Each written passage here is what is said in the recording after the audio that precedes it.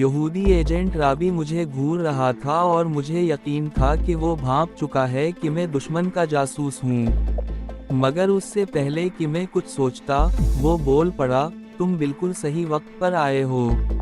اس نے مجھے بتایا کہ ان کے ماسٹر سپائی ایجنٹ نمبر 7 کا فون آیا تھا۔ نمبر 7 دمشق میں اسرائیلی ایجنٹوں کو شامی گن پوسٹوں پر ایک خفیہ مشن کے بارے میں اہم ہدایات دینے والا تھا۔ اصل مسئلہ یہ تھا کہ اسے نئے خفیہ کوڈ کا علم نہیں تھا۔ اگر وہ پرانا کوڈ استعمال کرتا تو شامی انٹیلیجنس کو فوراً خبر ہو جاتی اور صبح تک سب پکڑے جاتے۔ رابی نے کہا کہ وہ فون پر کوڈ نہیں بتا سکتا، اس لیے مجھے فوراً نمبر 7 کے پاس جا کر نیا کوڈ پہنچانا ہوگا۔ میں نے سکون کا سانس لیا کہ میرا راز کم از کم ابھی فاش نہیں ہوا تھا۔ میں نے ہچکچاتے ہوئے کہا کہ مگر میں نے نمبر 7 کی شکل نہیں دیکھی۔ رابی نے میری طرف شک بھری نظروں سے دیکھا اور کہا کہ تم کیسے ایجنٹ ہو، ہم سب ایک دوسرے کو نام سے جانتے ہیں اور شکلیں کبھی کبھار ہی دیکھتے ہیں۔ میں نے فوراً سر ہلا کر بات سنبھالی اور کہا کہ وہ تو مجھے معلوم ہے، لیکن یہ خفیہ کوڈ کا معاملہ ہے۔ رابی نے میرا کندھا تھپتھپایا اور مجھے لائحہ عمل سمجھایا۔ میں نمبر 7 کو اپنا خفیہ کوڈ نمبر بتاؤں گا اور پھر اس سے اس کا کوڈ نمبر پوچھوں گا۔ وہ مجھے دمشق کے القاسم شاپنگ پلازا میں لے جائے گا اور وہاں اس کا الجمال اسٹور ہے اور وہ کریم شامی کے نام سے مشہور ہے۔ رابی نے کریم شامی کا حلیہ بھی بتایا اور مجھے فوراً نکلنے کا حکم دیا، مگر میں ایک اور اہم چیز لے جانا چاہتا تھا اور وہ تھا مصری شہزادی کا تاج۔ میں نے رابی سے کہا کہ وہ شمارون والا تاج مجھے دے دے تاکہ میں اسے اپنے قابل اعتماد آدمی کے ذریعے اسرائیل بھجوا سکوں۔ چونکہ رابی مجھے اپنا ہی آدمی سمجھ رہا تھا، اس نے بغیر کسی اعتراض کے تاج میرے حوالے کر دیا۔ میں نے اسے حفاظت سے اپنے پاس رکھا اور وہاں سے چل دیا۔ القاسم شاپنگ پلازا ایک جدید اور مصروف مارکیٹ تھی اور مجھے الجمال اسٹور ڈھونڈنے میں کوئی مشکل نہیں ہوئی۔ کاؤنٹر کے پاس رابی کے بتائے ہوئے حلیے والا ایک درمیانی عمر کا، بھاری جسم کا آدمی عربی لباس میں ملبوس آرام کرسی پر اطمینان سے قہوہ پی رہا تھا۔ یہی شیخ شامی ایجنٹ نمبر 7 تھا۔ میں نے خاموشی سے کاغذ کا ایک ٹکڑا اس کے سامنے رکھ دیا، جس پر میں نے اپنا خفیہ کوڈ نمبر لکھ رکھا تھا۔ شیخ شامی نے جلدی سے کاغذ پر ہاتھ رکھا اور میری طرف دیکھا۔ میں نے عربی میں کہا، اس کاغذ کی دوسری طرف اب تمہیں اپنا کوڈ نمبر لکھنا ہے، کیونکہ میں تمہارے لیے ایک خاص پیغام لایا ہوں۔ اسے رابی کا فون پہنچ چکا تھا۔ شیخ شامی نے چاروں طرف دیکھا اور پھر کاغذ کی دوسری طرف اپنا کوڈ لکھ کر مجھے واپس کر دیا۔ میں یعنی ایک اسرائیلی جاسوس جو شیخ شامی کے نام سے کاروبار چلا رہا تھا، اس خطرناک یہودی ماسٹر سپائی کو اپنے اپارٹمنٹ میں لے گیا۔ دن ڈھل رہا تھا اور شام کی فلائٹ سے اسکندریہ کا یہودی ایجنٹ کامل نیا کوڈ لے کر پہنچنے والا تھا اور میرے راز کے کھولنے کا لمحہ قریب آ رہا تھا۔ میں نے فوراً اسے نیا کوڈ بتایا اور مطالبہ کیا کہ اسرائیلی ہیڈ کوارٹر نے شامی گن پوسٹوں کے منصوبے میں کچھ ترامیم اور اضافے کیے ہیں۔ مجھے ماسٹر پلان دکھاؤ تاکہ میں انہیں شامل کر سکوں۔ یہودی جاسوس کو میرے ایجنٹ ہونے میں کوئی شک نہیں تھا، اس لیے اس نے کتابوں کی شیلف میں سے کچھ کتابیں ہٹا کر ایک خفیہ بٹن دبایا۔ شیلف ایک طرف ہو گئی اور پیچھے دیوار میں دھسی ہوئی ایک لوہے کی چھوٹی الماری نظر آئی۔ اس میں سے اس نے شامی گن پوسٹوں کو تباہ کرنے کا خفیہ اسرائیلی منصوبہ نکالا۔ یہ ایک موٹے نیلے تہ کیے ہوئے کاغذ کی شکل میں تھا۔ ماسٹر پلان کھول کر اس نے کہا، اس میں جو ترامیم اور اضافے کرنے ہیں مجھے بتا دو۔ نیلے کاغذ پر گن پوسٹوں کا پورا نقشہ اور تخریب کاری کے لیے یہودی ایجنٹوں کی تعیناتی کے مقامات درج تھے۔ میں حیران بھی تھا اور غصے میں بھی کہ یہودی انٹیلیجنس نے شام کے خلاف کس قدر گھناؤنی سازش تیار کر رکھی تھی۔ میں کسی صورت یہ نقشہ وہاں نہیں چھوڑ سکتا تھا۔ میں ابھی سوچ ہی رہا تھا کہ نقشہ کیسے حاصل کروں کہ ٹیلی فون کی گھنٹی بجی۔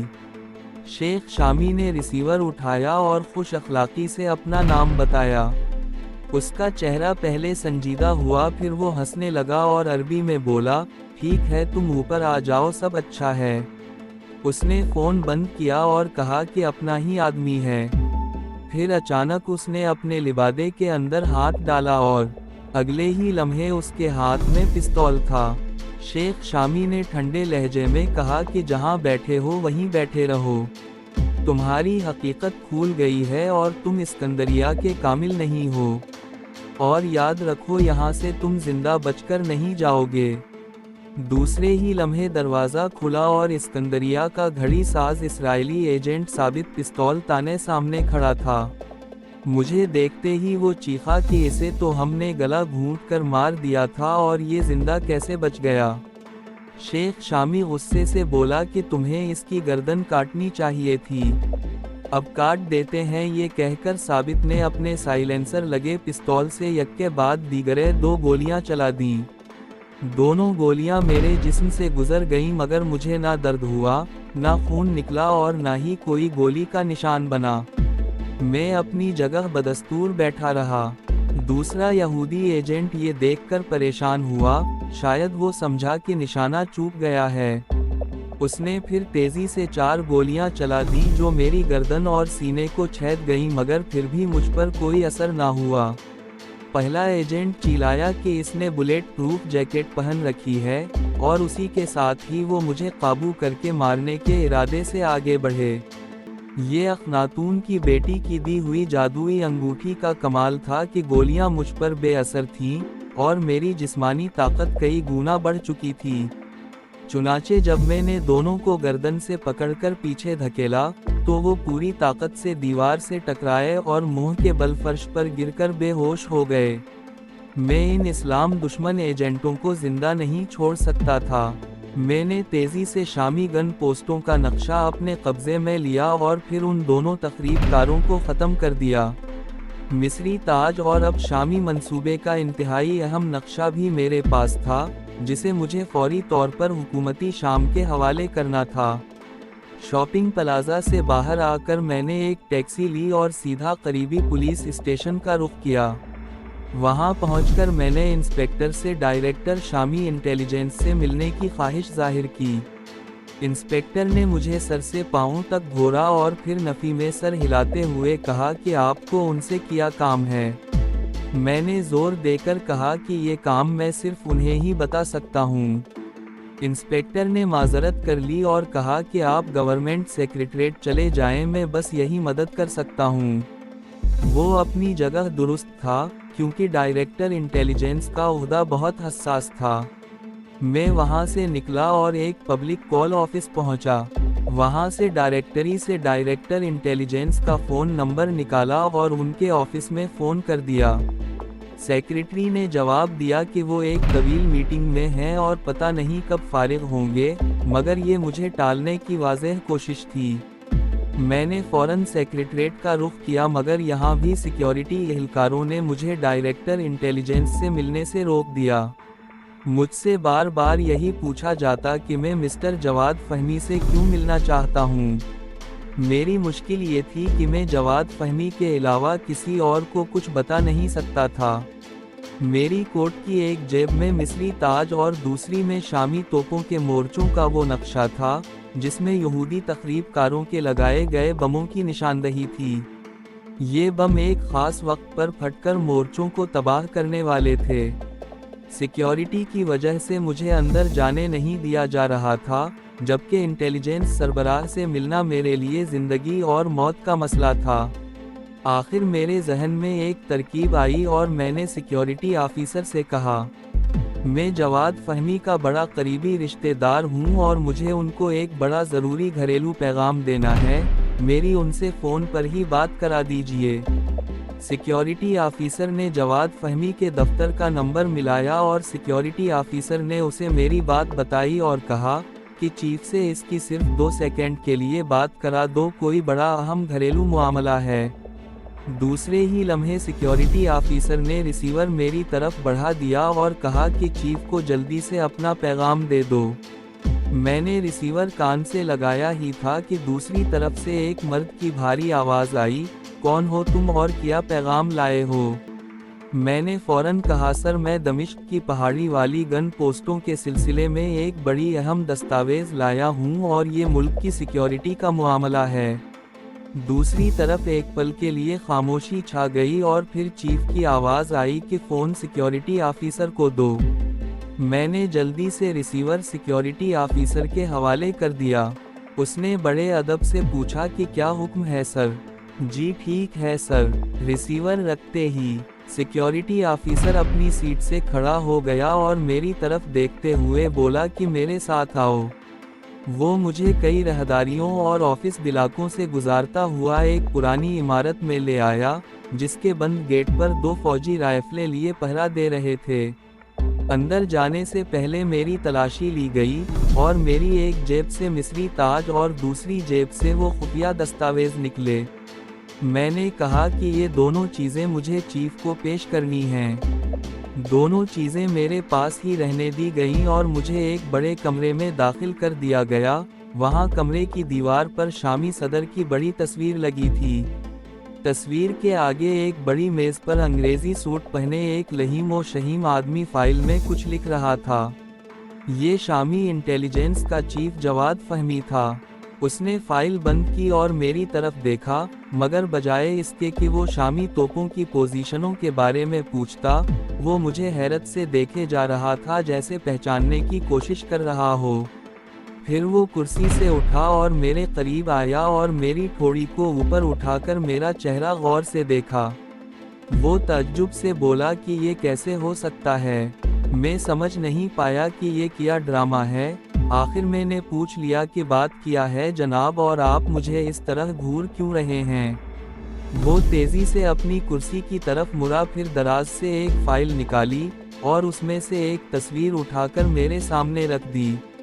اسے دیکھو، کیا یہ تمہاری تصویر نہیں ہے؟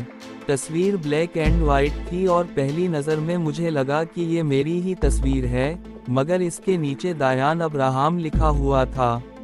نوجوان کی شکل مجھ سے حیرت انگیز طور پر ملتی تھی۔ فرق صرف اتنا تھا کہ اس کی چھوٹی چھوٹی مونچھیں تھیں اور جبکہ میری مونچھیں نہیں تھیں۔ چیف جواد نے مجھے بیٹھنے کا اشارہ کیا اور انٹرکام پر کافی لانے کو کہا۔ پھر میری طرف متوجہ ہو کر بولا کہ پہلے تم اپنا تعارف کراؤ اور یہ بتاؤ کہ تم ہماری پہاڑی والی گن پوزیشنوں کے بارے میں کیا بات کرنے آئے ہو۔ میں نے اسے شروع سے آخر تک اپنی کہانی سنا ڈالی اور پھر جیب سے اسرائیلی ایجنٹوں سے حاصل کیا ہوا نقشہ اس کے سامنے رکھ دیا۔ نقشہ دیکھتے ہی اس کے چہرے کا رنگ اڑ گیا۔ میں نے اسے ان یہودی ایجنٹوں کے ٹھکانے بھی بتا دیے جو شام میں تخریب کاری کر رہے تھے۔ چیف جواد نے فوراً فون پر متعلقہ شخص کو میرے بتائے ہوئے ٹھکانوں پر چھاپے مار کر دشمن کے ایجنٹوں کو گرفتار کرنے کا حکم دیا۔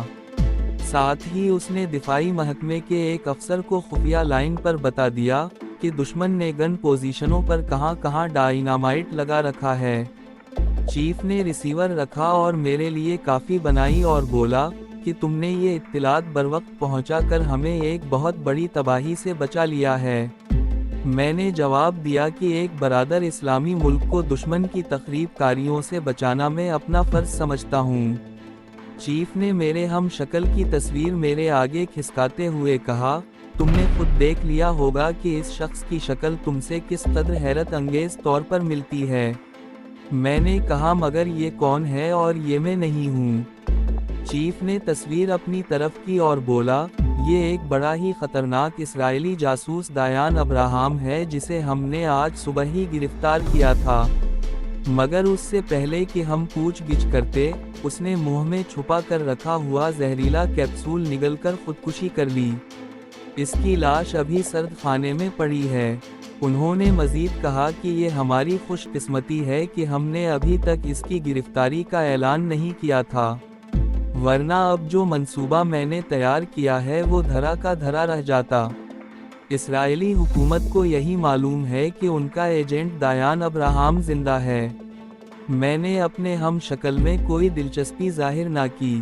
جب میں نے کافی کی پیالی خالی کر کے اجازت لینی چاہی تو چیف جواد کرسی چھوڑ کر میرے پاس آئے، میرے سامنے والی کرسی پر بیٹھ گئے اور میرا ہاتھ اپنے ہاتھوں میں لے کر بولے، تم نے برادر اسلامی ملک کے لیے جو کام کیا ہے ہم اس کے لیے تمہارے بے حد مشکور ہیں، مگر ہم پر تمہیں ایک اور احسان کرنا ہوگا۔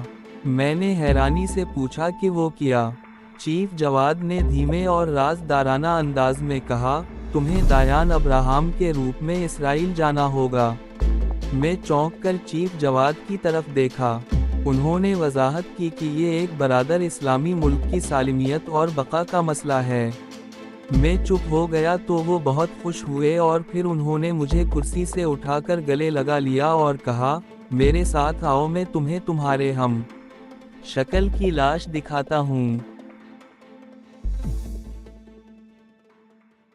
امید ہے کہ آپ کو ہماری ویڈیو پسند آئی ہوگی۔